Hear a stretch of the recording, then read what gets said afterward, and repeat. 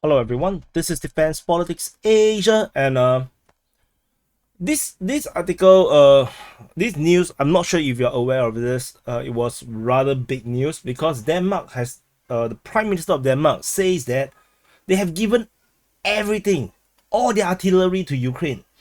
Denmark is not a major military power, so that we have to qualify a bit in regards of that. But to give away the entire artillery stock to Ukraine is shocking. So we just take a look at the main viewpoint. So the Prime Minister of Denmark, Mette, I don't know how to pronounce his name, Frederiksen, speaks at the Munich Security Conference. He said that they are sending everything, all their artillery to Ukraine, and he also acknowledged and confirmed that Ukraine have severe munition shortages, and it's partly EU's fault because EU failed in its abilities to keep up with demands. So they only managed to do 50% of what they promised Ukraine, and even that promised amount of ammunition may actually be not enough to deal with the Russians' onslaught. And given the number of artillery systems that has been geolocated to be destroyed by the Lancet suicide drones by Russia, and not even counting counter artillery, counter battery, fires.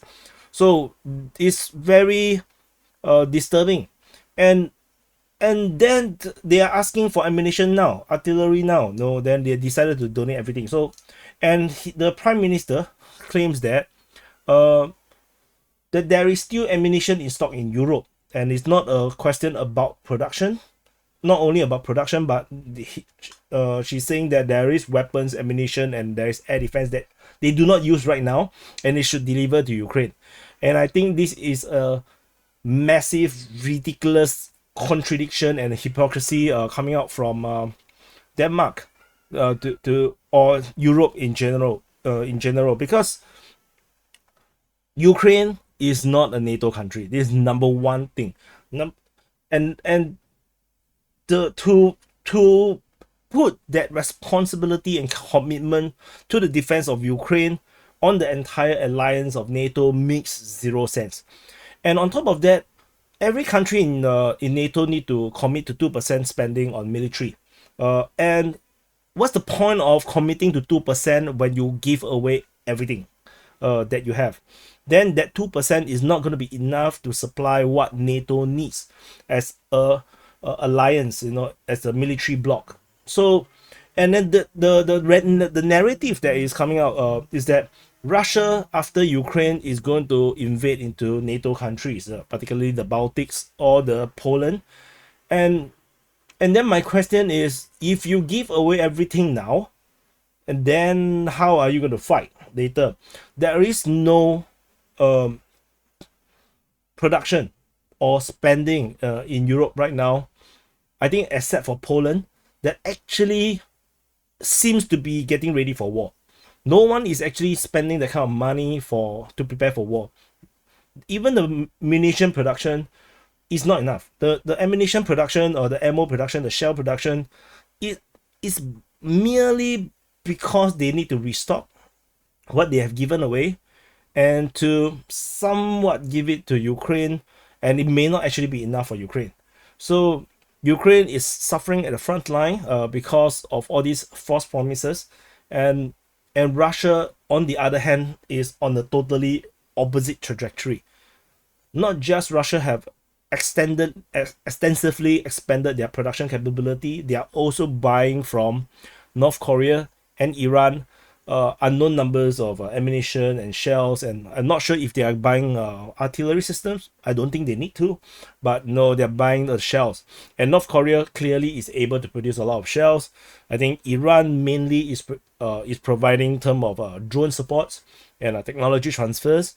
So NATO is not ready for war, and then now they give away everything whilst claiming that war is coming to NATO. And so the story is that they should stop Russia in Ukraine so that they don't need to fight it in NATO countries. But clearly on the battlefield, we are starting to see that Ukraine is not going to hold back the Russian military. It's just not possible.